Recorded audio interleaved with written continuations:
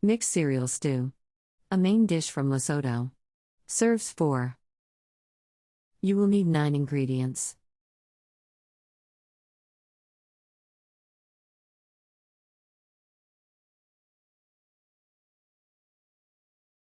Step 1.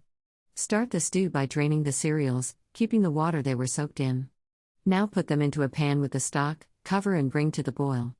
Then turn down the heat and simmer for 45 minutes or until the grains Step are 2. soft, adding some Using of another retained soaking pan, water if heat up the necessary oil and to prevent sauté them the from onion drying until out. it's golden.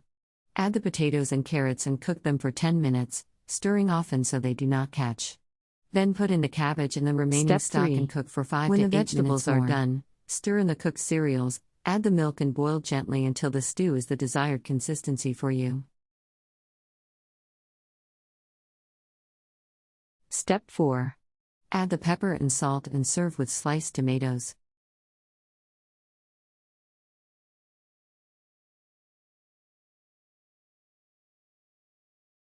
Country Reports, Culture, Countries, Travel.